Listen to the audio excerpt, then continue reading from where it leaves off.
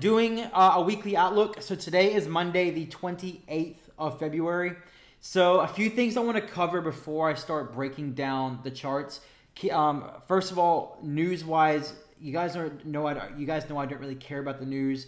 It doesn't really affect how I trade. There are certain key events that I do pay more attention to, and I'm kind of more aware when they're coming out. Main one this week is we have on Friday, we have non-farm payroll. Where's it at? This Friday.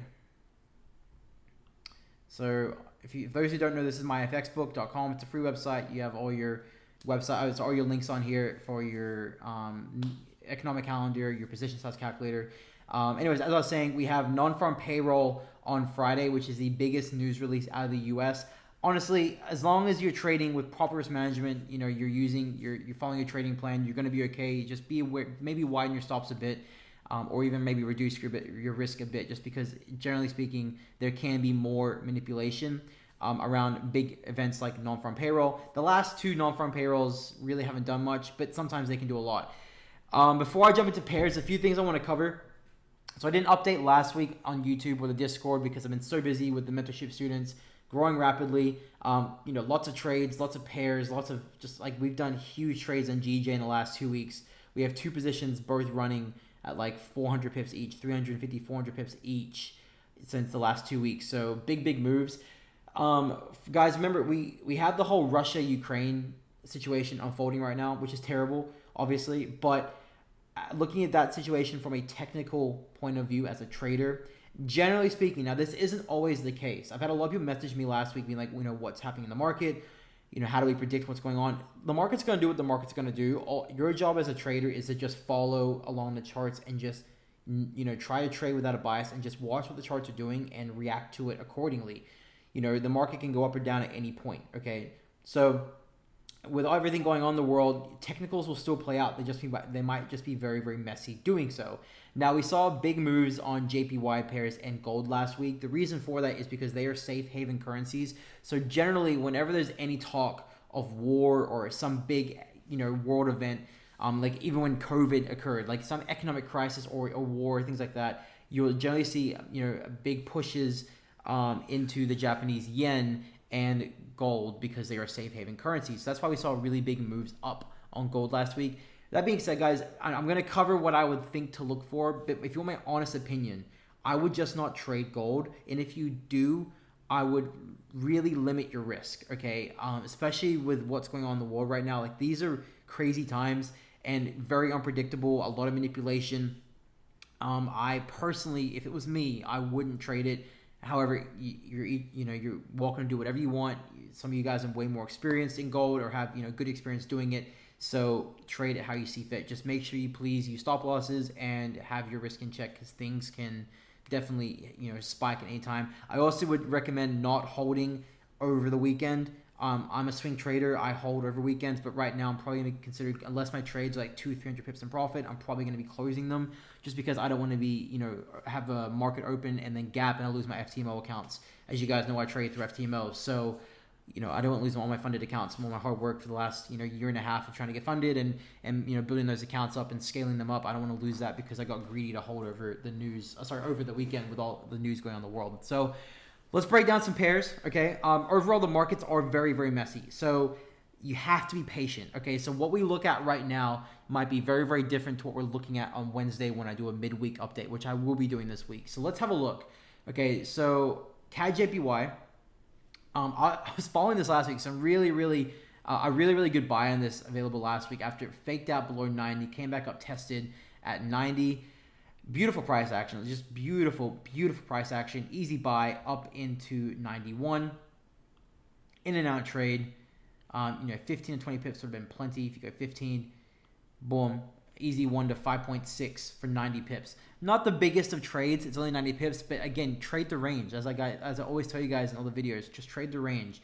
So easy, that's half an FTMO done for many of you who message me who are trying to get funded through FTMO. So what I'm looking for right now in KJPY, now I know it's a monthly candle close today. I'm just going to cover that probably on Wednesday when I do the midweek update. I just want to get this video out as soon as I can. I've had a lot of messages from the Discord. So Have a look at the 4 hour here. What I'm looking at is we're back within this range. Okay, we're really just on this pair. It's very, very messy. We're stuck between 91 and 90, so about 100 pip range. What I'd be looking for here is I'd be looking for price to push up, and if we can respect, just look to sell it. Okay, as long as you get some nice price action. It already came up today and respected. If this can come up here over the next few hours, or as we move into London, and give some nice bearish ejections on the 1 hour, 2 hour, things like that, or the 30-minute. Look for a sell back down into 90, because most likely the market will just continue to range. Now, on the daily, let's have a look. On the daily, I mean, there's cause to say it's going to go higher, cause to say it's going to go lower. Keep in mind, I mean, again, I don't care about the news, but keep in mind, with everything going on in the world, I would favor more JPY strength with what's going on in the market. So therefore, the fundamentals are kind of on your side right now for this to go lower, but looking at it from a technical view, it's very sideways. It's very much in a range. Therefore, trade the range. Okay, just look for rejection here. If it breaks, now let's flip the bias. Let's say the price action doesn't occur. Whoops.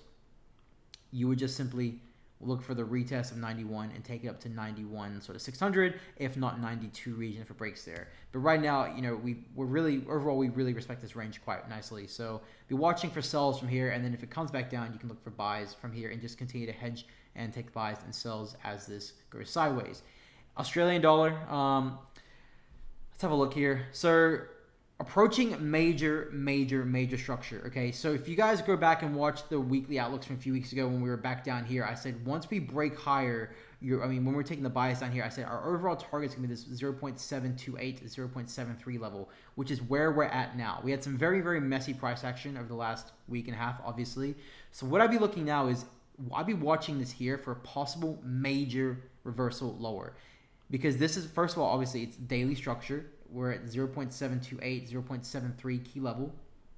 And we've really struggled to break above this. Like we've been, you know, tapping in this since late December. We've really struggled to break above. It's also forming a daily triple top.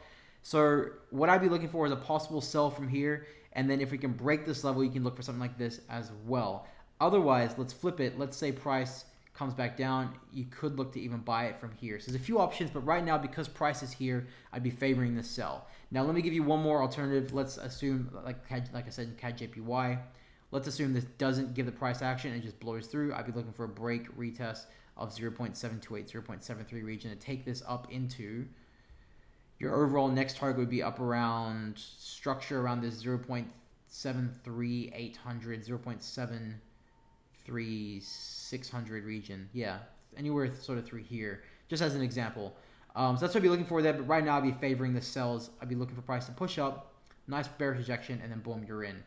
Gold, okay, as I said earlier, I just want to reiterate, I really would recommend you guys not trade it, but each to their own. Right now, again, favoring gold upside, just based on everything that's going on in the world. I'd be very surprised to see this dump. However, you know, what goes up must come down. Had a big impulsive move up. Lots of wick rejections here. I mean, we're at 19, what are we at? 1920 region. Like, we've not been really back above this since back in December of 2020. So we're in 2022 now. So I would be looking for, right now, based on what I'm seeing, is I'd be looking for this, for price to pull back down into this 18 sort of 90 region. And then if we can get a buy from here, you can look to take it back up to 1960, 1970. Otherwise, I'd be looking for this type of scenario here, a break retest from here. A lot of really easy, simple trades over the last few weeks on gold. I mean, a lot of you guys have been catching it and sending me your screenshots, which is just amazing. So I really appreciate you guys sharing. That's just awesome to see. So, I mean, you guys just keep it simple, all right? Just follow, you know, I always give you guys two sort of scenarios, what can happen. Just wait for one of the two to occur. It's that simple. So yeah, so I bet, again, I honestly would, I just want to reiterate one more time. I really would suggest, if you're trading gold, make sure your risk management is on point. Last one, NZD USD. Honestly, guys, I'm not really liking this price action all that much, but if I had to look at this, I'd be looking for this to push back up into 0.68 for a possible sell back down into 0.67200, and if it breaks lower, you can look for a retest of something like that. Otherwise, similar to AUD USD, because they do move similar, because they are correlated, this could pop back down to here for a move higher, or the third option is it breaks above 0.68 for a retest to go higher. Overall, honestly, I'm not really too crazy about any of the price action on all these pairs other than really CAD JPY, just because we know this zone is pretty valid. AED, gold, and NU really don't give much here that I'd be all too interested in. That's it for now, guys.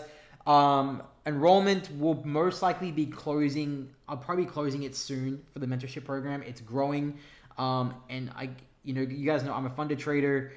I kind of just do the mentorship thing to help people out. Like, if you want to join. If you don't want to join, don't join. Like, I never try and sell anyone anything. I will most likely be closing it soon. It's growing, and I'm trying to keep it at a healthy level so that I can manage and where I can give everyone, a lot of attention, answer the questions.